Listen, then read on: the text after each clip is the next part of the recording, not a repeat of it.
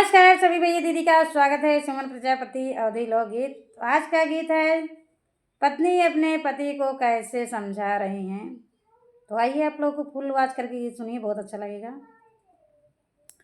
छोड़ी देते दारू गांजा, छोड़ी देते दारू गांजा, पिया जानी भांगिया, नाही तो बिगड़ी है राजा घरे के रानिया, नाही तो बिगड़ी है राजा घरे के रानिया। छोड़ी देते दारू गांजा, पिया जानी भांगिया, नाही तो बिगड़ी है राजा घरे के रानिया, नाही तो बिगड़ी है राजा घर के रानिया।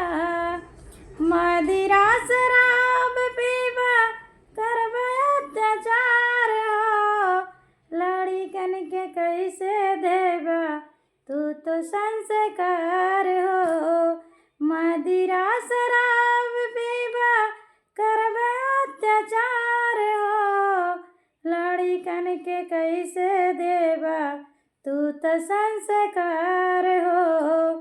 नासवा में डूबल रहबा होए बर्बादिया, कैसे के आई राजा साग तर करिया, कैसे के आई राजा साग तर करिया।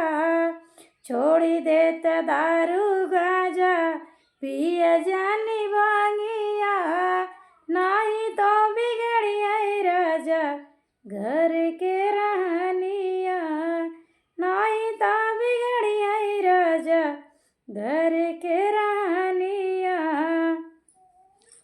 राना परोसी सब ताना मारे लगी आई, राना परोसी सब मारे लगे तानावा, केहू नहीं पूछे राजा खाई भी न खानावा, केहू नहीं पूछे राजा खाई भी न खानावा।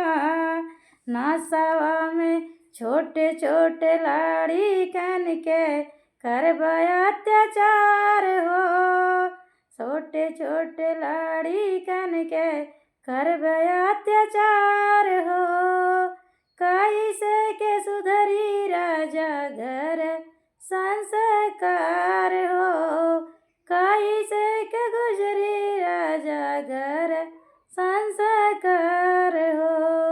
छोड़ी देता दारू गांजा, पिया जानी भांगिया, नाही तो बिगड़ी है राजा घर के रानिया, नाही तो बिगड़ी है राजा घर के रानिया। माई बपाई लड़कन के संस्कार है, नासवा में डूबल रहबा बिगड़े परिवार हो, नासवा में डूबल रहबा बिगड़े परिवार हो।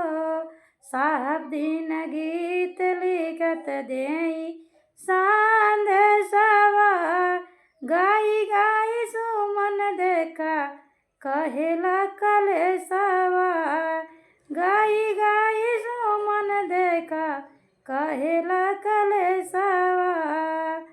छोड़ी देता दारू गांजा, पिया जानी भांगिया, नाही तो बिगड़ी है राजा घर के रानिया, नाही तो बिगड़ी है राजा घर के रानिया। तो आप लोग को कैसा लगा ये गीत आप लोग ज़रूर बताना। चैनल पर हमारे नए हैं तो ज़रूर सब्सक्राइब करिए।